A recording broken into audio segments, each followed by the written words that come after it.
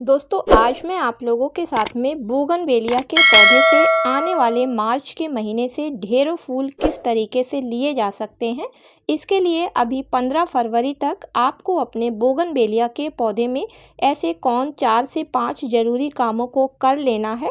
साथ ही साथ किन फर्टिलाइज़र्स का इस्तेमाल करना है, जिनके इस्तेमाल करने से आपके बोगनवेलिया के पौधे पर पूरी गर्मी ढेरों फूल आते रहें, शेयर करूंगी। नमस्कार दोस्तों, आप सभी का अपने ही चैनल पर एक बार फिर से स्वागत है। तो चलिए दोस्तों वीडियो को स्टार्ट करते हैं। तो दोस्तों बोगनवेलिया का पौधा एक ऐसा पौधा है जिस पर फूल आने का समय, मौसम और उसकी देखभाल पर निर्भर करता है। यदि पौधे की अच्छे से देखभाल करी जाती है, समय समय पर उसको खाद वगैरह दी जाती है, तो पौधे पर आप साल में 3 बार फ्लावरिंग देख सकते हैं। क्योंकि बोगनवेलिया के पौधे पर पहला फ्लावरिंग सीजन जो स्टार्ट होता है वो फरवरी से अप्रैल के बीच का होता है।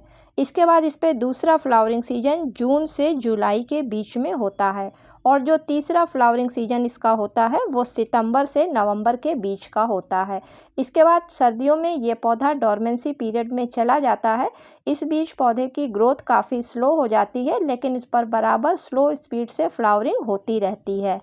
और 2 साल बाद एक बार इस पौधे की रिपोर्टिंग ज़रूर करें। दोस्तों अगली चीज़ है कि अगर आप पौधे से ज़्यादा फूल लेना चाहते हैं तो उसके लिए हमेशा अपने पौधे पर लाइट प्रूनिंग ज़रूर करते रहें। क्योंकि जब आप लाइट प्रूनिंग करेंगे तो वहाँ से नई नई ब्रांचें निकलेंगी और उन्हीं ब्रांचों पर फूल आएंगे।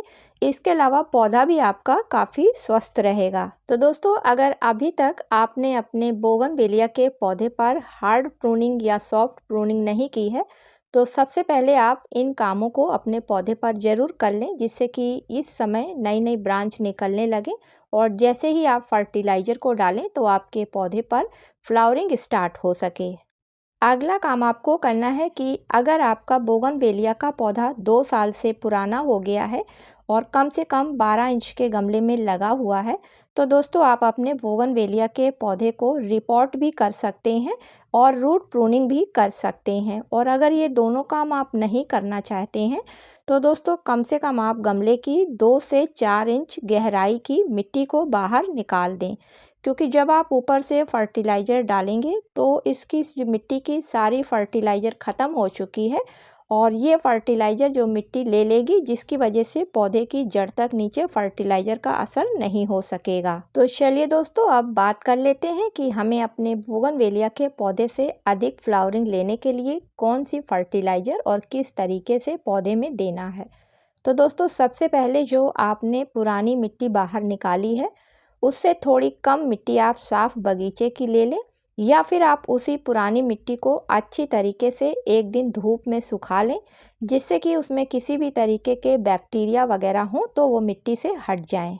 तो दोस्तों पहली खाद के रूप में आपको, अगर आपका पौधा 12 इंच के गमले में लगा हुआ है तो उसके लिए लगभग आपको 250 ग्राम के करीब गोबर की अच्छी सड़ी हुई खाद को लेना है। और अगर आप वर्मी कंपोस्ट खाद का इस्तेमाल कर रहे हैं तो लगभग 400 से 500 ग्राम के बीच में लेना है। तो यहाँ पर दोस्तों मैं वर्मी कंपोस्ट खाद का इस्तेमाल कर रही हूँ, इसलिए इस फर्टिलाइज़र को ले लेती हूँ।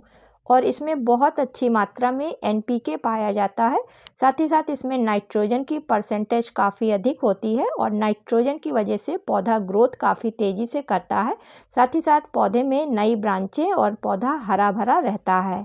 दोस्तों दूसरी फर्टिलाइज़र आपको फास्फोरस रिच फर्टिलाइज़र को लेना होगा, क्योंकि इस फर्टिलाइज़र को देने से पौधे का रूट सिस्टम काफ़ी मजबूत होता है। साथ ही साथ उसमें जो कैल्शियम पाया जाता है उसकी वजह से ब्रांचें काफ़ी मजबूत होती हैं और जो फ्लावरिंग होती है वो जल्दी झड़ती नहीं है। तो यहाँ पर मैं 1 चम्मच रॉक फॉस्फेट को ले लेती हूँ। आप रॉक फॉस्फेट की जगह अगर बोन मिल का इस्तेमाल करना चाहते हैं तो 2 चम्मच आप बोन मिल पाउडर को ले सकते हैं, या फिर अंडे के छिलकों को अच्छी तरीके से धोकर सुखाकर 2 चम्मच उसका पाउडर आप ले सकते हैं। तीसरी फर्टिलाइज़र के रूप में आपको 1 छोटा चाय का चम्मच पोटास फर्टिलाइज़र को लेना होगा, क्योंकि दोस्तों पोटास फर्टिलाइज़र को डालने से पौधे पर फूल जल्दी आते हैं और अधिक संख्या में आते हैं। इसी के साथ में अगर आप ऑर्गेनिक फर्टिलाइज़र का इस्तेमाल करना चाहते हैं तो दोस्तों प्याज के छिलकों की लिक्विड फर्टिलाइज़र बनाकर आप 15 दिन में एक बार अपने पौधे में इस्तेमाल कर सकते हैं। अगली फर्टिलाइज़र और लास्ट फर्टिलाइज़र आपको दोस्तों नीम खली का पाउडर मिलाना होगा। तो नीम खली के पाउडर को जब किसी पौधे की मिट्टी में मिलाया जाता है तो उस पौधे की मिट्टी में किसी भी तरीके के कीड़े नहीं लगते हैं और फंगस नहीं लगते हैं। इसी के साथ में नीम खली के पाउडर में नाइट्रोजन की भी अच्छी परसेंटेज पाई जाती है, जिसकी वजह से पौधे की ग्रोथ होती है, साथ ही साथ पौधा भी काफ़ी हरा भरा रहता है।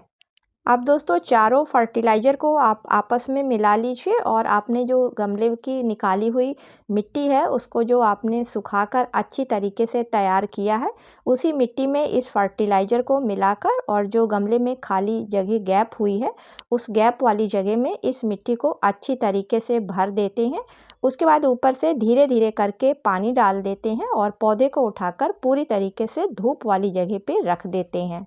इस तरीके से दोस्तों अगर आप अपने बोगनवेलिया के पौधे पर इन कामों को करने के साथ में और इन सभी फर्टिलाइज़र का इस्तेमाल कर लेते हैं तो दोस्तों निश्चित रूप से 7 से 8 दिन बाद आप देखेंगे कि आपके पौधे पर एक नई ग्रोथ स्टार्ट हो गई है और फरवरी लास्ट आते आते आपके बोगनवेलिया के पौधे पर ढेरों कलियां बननी स्टार्ट हो जाएंगी। तो दोस्तों उम्मीद करती हूँ कि आज का वीडियो आप लोगों को पसंद आया होगा। यदि पसंद आया हो तो इसे लाइक और शेयर करें और चैनल पर पहली बार विजिट कर रहे हैं, वीडियो पसंद आ रहा है तो चैनल को सब्सक्राइब करें। मिलती हूँ किसी अगले वीडियो में किसी नई जानकारी के साथ में, तब तक के लिए दोस्तों हैप्पी गार्डनिंग।